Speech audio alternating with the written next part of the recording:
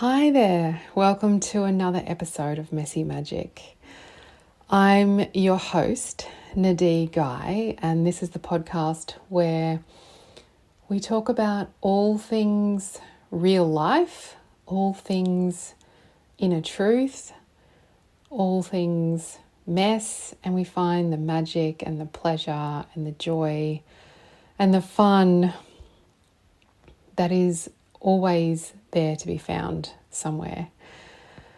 And today is an exciting day for me because this episode is the first in a series that I've been planning all around the cross-pollination of embodiment principles and business.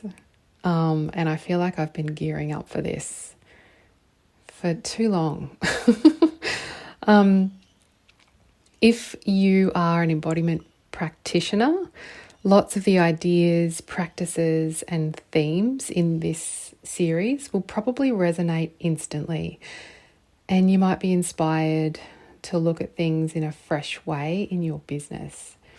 You might pick up some new ideas, or it might ignite something in you to freshen up some part of your business that maybe you haven't thought about before through the lens of embodiment. But if you're not in the embodiment space or it hasn't been on your radar, lots of what I plan to talk about might be brand new. And I don't know about you, but I love discovering new ideas and ways of thinking about things. I find it a little bit addictive. So I hope you find something interesting here. And if you're not in business, then this series might introduce some new ways of thinking about the brands you follow, what you're drawn to, and how you spend your time, your attention, and your money. It's going to be good. I'm really excited. So today's episode is really introducing the groundwork, planting those seeds to introduce the link between embodiment work and business, what that means, how it might look, and how embodiment principles and practices can support your business. I've got a personal story for you to help you see how it relates to my journey, which might mean you'll be able to see it in your own, through your own perspective and relate it to your own journey. And if you're completely new to embodiment, I have an episode all about it and about my experience, which I will link to in the podcast show notes, all about embodiment basics. So a little story about my own journey with business and why I'm so excited to be on this particular path right now, and how embodiment is now supporting me. So I left the corporate world in 2015, having worked in online marketing with some of Australia's big brands, supporting them to improve their email and cross-channel marketing. So there was a big focus for me on email marketing during my career, but also other online channels, online strategies, and e-commerce as well. And I've actually just been reflecting on my path since then, because I've had several business ideas during the last 9 years that were really great, but arguably didn't reach their full potential. And I've been reflecting on maybe why embodiment for me was the missing link. So when I left my corporate role, it prompted me to think about my career and what I really wanted in life. I started to do some soul searching and digging into what kinds of careers I might like to pivot into. I did lots of those online quizzes. I looked at different potential career paths. I thought about what I was interested in when I was a kid. I thought about what my values were. I really dug deep. And I ended up trying quite a few different things over the past few years. I took my experience and my skill set into my own consulting work and was helping businesses with their email marketing strategy and implementation. I also created an email marketing course, which I published on Udemy, and it did okay. The whole experience of creating that course was amazing and I really enjoyed it. I created then a blog around animals because animals have always been something that I have felt really passionate about helping and protecting. And so I created a blog called The Animal Edit, and that also led to a YouTube channel and the beginnings of a program around how to become vegan. Then I had a little bit of a break because I had my baby, and I decided to just take some time off. But my next idea after that was consulting to business owners who wanted to reduce their environmental impact, because, again, sustainability, the environment, climate change are all things that I feel very passionate about, and I wanted to use my abilities and experience to help business owners make a difference in their business. So I started creating a program to support them to analyse their business and implement measurable practices to reduce their environmental impact. After that, I did some work as an accountability coach, supporting entrepreneurs with, an endless to-do list, as entrepreneurs tend to have, and help them to focus on the most important things on their list and show up each week. We would have a weekly meeting, having achieved what they set out to do. Then I moved back towards copywriting services with a real focus on values-focused brands because, again, I wanted to align my work with my values.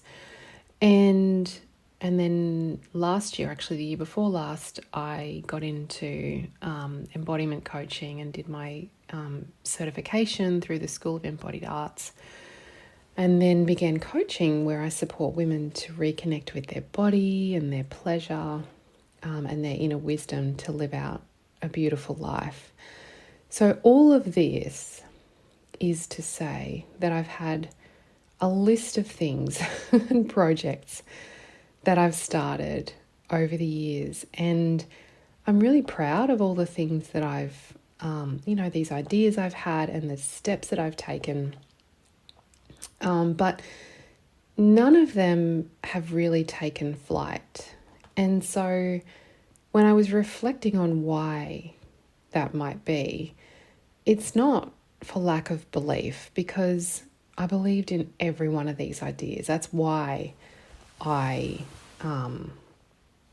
created them. That's why I started walking down the path, because I wanted to create something above all that I believed in, that I can stand behind.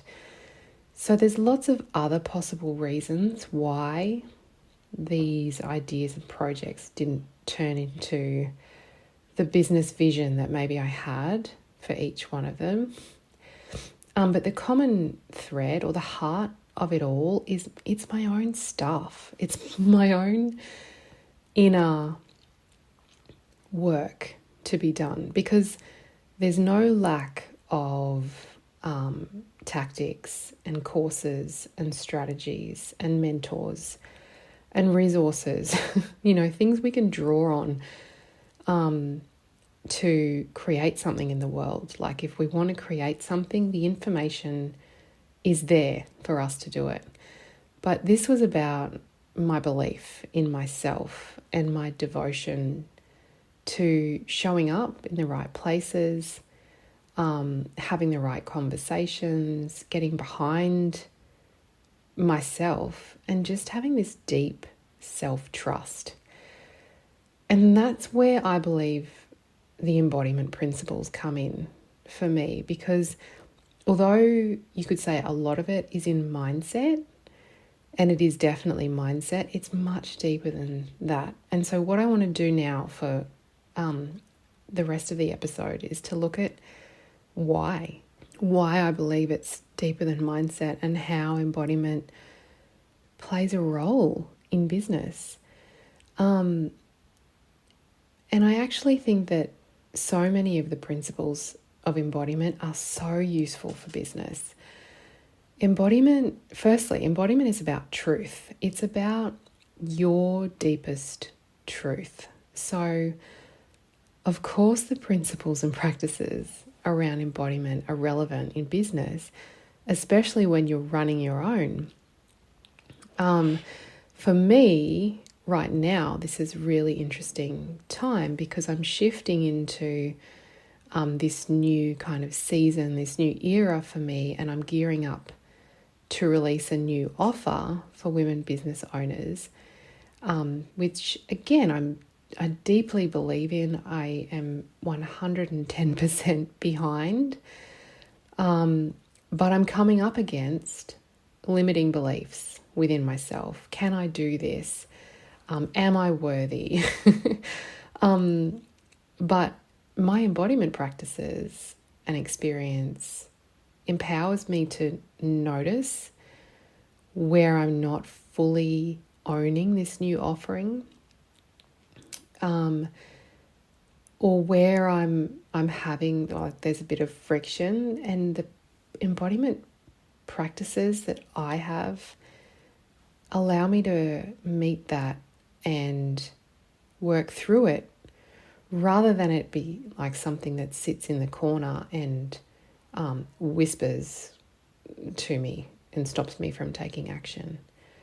And beneath all of this, like, I get to question, what is my truth? What do I believe is really possible for me? And what do I believe is possible for the world? So my embodiment practices and receiving coaching can reveal the truth that's sometimes hidden deep below layers of conditioning and expectation and past experiences. So embodiment is about truth. The next little insight is that embodiment is about, and this is related, but embodiment is about knowing yourself. And it's about understanding those inner nudges, those little inklings that you have, those barely noticeable tingles, the tightness that you feel in your chest, and understanding what it means. Having an embodiment practice or embodiment knowledge and experience really leads you to understand yourself more deeply. And so it helps you make business decisions. Like when I started, or I decided to start incorporating business owners into who I imagined was in my audience, I was excited. Like, I had this bubbling, fizzing kind of excitement without knowing how it was going to work. And to be honest, I'm still not 100% sure. It's much clearer now than it was a few months ago, but I'd previously had no intention of talking to business owners because I wanted to serve women who wanted to reconnect with themselves, their pleasure and their aliveness. But as I began to feel into the idea of incorporating services for women in business, my internal wisdom continued leading me down this path. And having done the embodiment work, I knew to trust it. And so that's how embodiment helps you know yourself, which helps you to make decisions in business. The third one is that embodiment is about resonance. It's about aligning your energy with your desires, or with your ideal clients, or with your soul's work. So by tapping into your inner wisdom And this is a bit nuanced. If you're new to embodiment, it's kind of hard to explain, but you can locate the resonance of your offer and begin to see how it might be brought to life through aligning your own energy with it. So everything in the universe is energy. And when we align our energy with what we want to draw into our lives, it's going to be attracted to us. So by using embodiment practices and feeling into the energy that you're creating and producing, you can start to get a sense of whether it's the same as what you want to draw into your life. So this isn't just a business thing, but I think it's very much related to to business goals. And number 4 is that embodiment can support magnetism. So magnetism is about polarity. So you might be in an energy of attracting something, such as clients, or you could be in an energy of repelling them. It's at one end of the spectrum is attraction, and at the other end is repulsion. And in the middle, obviously, there's neutral, and you could be anywhere along that spectrum. So by understanding where you are in relation to something, whether it be clients, your future self, the abundance you desire, you can better understand where you might be out of alignment, and you can intentionally begin to realign your energy with what you desire. And magnetism is a whole kind of area that we can explore. And it's a really fun thing to play with. So these are just a few examples really of how embodiment is relevant and useful in our business. So I hope that you're beginning to see, if you didn't sort of think about it previously, how embodiment principles and practices can be a really deep support for business owners. I really believe that our world is thirsty for more embodied women. The feminine energies of intuition and an understanding of resonance. It's like this knowledge that the world needs more of this. And I also know how dominant the existing structures and processes for business are. The things that we learn both formally and from the people that we look up to, the main types of structures and processes that we have as examples are not feminine in any way. Like they're very structured and logical and process driven, and the embodiment philosophies and the feminine philosophies are countercultural. Like it's a real revolution, especially in the online world. But I know embodiment work has been so nourishing for me, and I really believe it can be for our businesses as well. So I'm going to be exploring these themes in a lot more detail in the coming weeks and months, and in my newsletter as well. I'll be sharing my experiences with you along the way.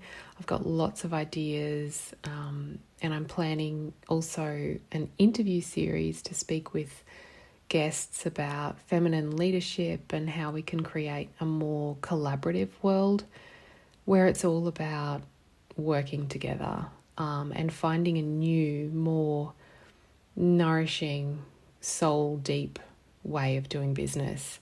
So I hope you're as excited as I am. I cannot wait to keep exploring these themes and supporting you where you're interested in this stuff as well. I'm so excited about it. So I'm going to leave it there today. Thank you so much for joining me. If you'd like to learn more about my work, you can check out my website, nadineguy.co.